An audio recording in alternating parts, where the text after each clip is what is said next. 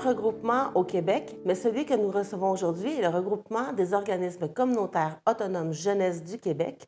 Nous sommes avec Noémie Roche, directrice générale. Bienvenue. Bonjour. Tout d'abord, qu'est-ce que c'est le ROCAGE? On va simplifier à ROCAGE pour l'acronyme, mais c'est quoi la mission en fait? Donc en fait, c'est un regroupement qui soutient des organismes communautaires autonomes qui travaillent auprès des jeunes, notamment des jeunes au parcours de vie différencié. Et on a deux volets majeurs, un rôle de conseil et de soutien aux directions et aux équipes de ces organismes communautaires-là. Et puis un volet plaidoyer, en fait, on récolte les enjeux de nos organismes membres et on a comme rôle de porter la voix des jeunes et des organismes vers la sphère publique et le milieu politique. Quel type d'enjeu dont vous faites allusion? Parce que ça change toujours dépendamment de l'époque. Oui, alors ça va paraître un petit peu un grand classique, mais la question du financement est un enjeu récurrent, surtout dans le milieu communautaire.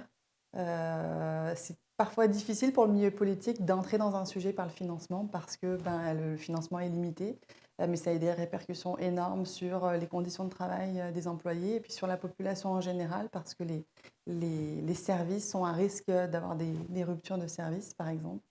Euh, Et ou de ne chaque, pas être renouvelés. oui, et chaque bailleur de fonds ont leur propre demande précise. Ça paraît simple de dire on va demander une subvention pour nos jeunes, pour un programme en particulier, mais ce n'est pas une mince affaire.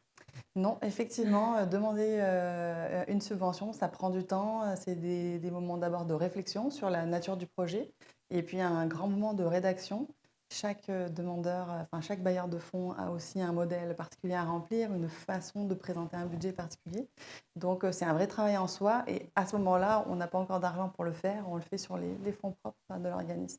Donc, le ROCAGE peut venir en aide à ce niveau-là pour soutenir les demandes de subvention? Oui, exactement. C'est tout à fait une demande sur laquelle on pourrait soutenir un directeur ou une coordination, parce que parfois certaines coordinations générales ou coordinations d'un certain niveau font elles-mêmes leur demande de subvention.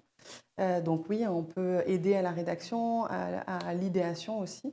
Et puis, on peut aussi faire de la relecture, tout simplement. Des fois, c'est bien d'avoir un regard extérieur. Parce que moi, je me comprends.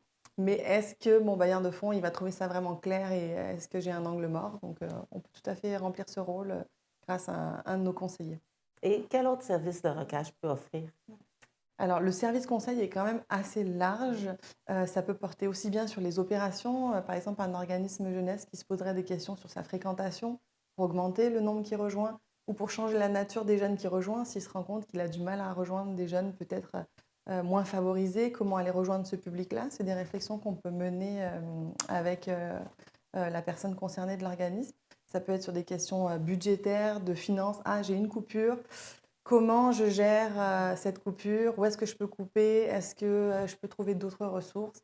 Ça peut être vraiment varié. On a aussi un volet en fait vie associative où on essaye de faire en sorte que les membres se rencontrent et échangent leur expertise. Là, on est dans une période aussi où il y a beaucoup de changements de direction dans le milieu communautaire parce que la pandémie a un petit peu usé ce pan de la profession. Et donc, quand on est nouvelle direction, on peut venir trouver du soutien dans le réseau des organismes membres et puis auprès du ROCAGE pour démarrer ses fonctions, trouver ses repères. Et le ROCAGE couvre tout le Québec, mais pour la Montérégie, comment les organismes peuvent vous rejoindre? Vous en avez combien en fait? En fait, en Montérégie, on a 9 organismes membres, si je ne me trompe pas, plus un petit peu plus loin, à Grande-Bille. Donc en fait, on peut nous rejoindre par téléphone, par courriel. Donc, un organisme qui aurait des difficultés pour une raison ou une autre peut prendre le téléphone, vous contacter directement pour avoir le service. Tout à fait. Alors c'est sûr que pour avoir un service, il faut être membre, donc il y a quand même cette démarche à faire. Il faut faire une demande d'adhésion, elle est examinée dans un délai de 2 mois maximum. Et si l'adhésion est entérinée par le conseil d'administration, l'organisme est membre et peut bénéficier des services en payant une cotisation annuelle. Et c'est pas, on dit un regroupement, c'est pas pour rien. Vous avez d'ailleurs, une fois par année, vous vous rassemblez tout le monde ensemble. Donc, il y a une question de réseautage aussi et d'entraide entre les organismes. Vous les mettez en lien? Tout à fait. On a un congrès annuel où justement on invite tous nos membres à se réunir une fois dans l'année avec une ou deux nuitées si c'est dans leur possibilité dans l'agenda. Mais en général, on est quand même assez nombreux à être là. Et puis on a un autre gros événement, carte de visite, si je peux dire, notre événement signature qui est notre gala des prix Levier. Et à quel moment aura lieu le gala? Le gala aura lieu dans 2 mois. On vient juste de démarrer notre campagne de communication à ce sujet. Je peux vous en dire Oui, plus. oui, oui, allez-y. Donc en fait, c'est un gala qui se veut être un moment pour mettre en lumière des jeunes qui ont été proposés par les organismes membres. Ils reçoivent un prix qui s'appelle le prix Levier, parce qu'en fait, ce prix reconnaît des jeunes qui ont eu à surmonter des difficultés, qui ont dû faire preuve de résilience ou qui ont eu une implication dans la communauté remarquable. Et notre gala se passe à l'Assemblée nationale, donc c'est vraiment un moment symbolique où chaque jeune lauréat reçoit un certificat de l'Assemblée nationale de l'élu de sa circonscription. Et puis c'est un moment de reconnaissance, de lien en fait, pour dire ben, on te voit, on a vu ton parcours et on reconnaît tes efforts et continue. Avec aussi l'idée d'inspirer d'autres jeunes qui pourraient être dans des difficultés, qui en découvrant les parcours de ces jeunes grâce à notre campagne, où on a des vidéos sur chaque jeune d'ailleurs. Je vous invite à aller voir ces vidéos qui ont commencé à être diffusées. L'idée, c'est d'inspirer d'autres jeunes à avoir du courage et à poursuivre, à ne pas lâcher en fonction des difficultés Et qu'ils comment vous rencontrent. sélectionnez les jeunes pour cet hommage-là? Oui, alors en fait, on reçoit des candidatures dans lesquelles on pose des questions sur nos critères qui sont que les jeunes doivent avoir soit fait preuve de courage, eu à surmonter ou à reprendre le contrôle sur un aspect de leur vie ou une implication particulière dans la communauté. Et il n'y a pas seulement le gala, il y a aussi, comme vous dites, le rassemblement annuel, mais dans la vie de tous les jours, vous êtes actif quand même à tous les moments de la journée, donc les gens peuvent vous rejoindre sur le site Internet. Mais si un organisme aurait des questions plus précises, est-ce qu'il doit absolument devenir membre avant ou il peut quand même juste vous contacter et avoir un peu l'information?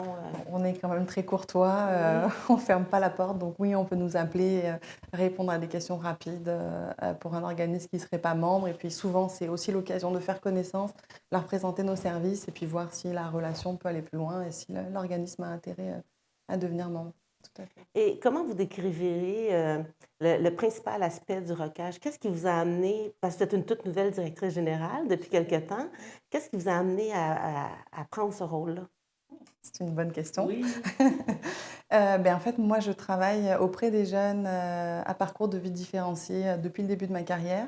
J'ai beaucoup travaillé à faire en sorte d'aller rejoindre des jeunes qui étaient un petit peu plus difficiles à rejoindre parce que dans des situations sociales, familiales difficiles. Et j'ai soutenu plusieurs équipes pour faire ça.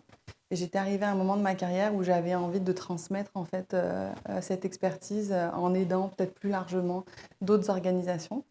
Et puis le côté politique en fait du ROCAGE m'intéresse beaucoup parce que ces enjeux qui sont sur le terrain, quand on les a vus, quand on connaît un petit peu de près justement sur le travail communautaire, qu'est-ce qu'un intervenant rencontre comme difficulté au quotidien?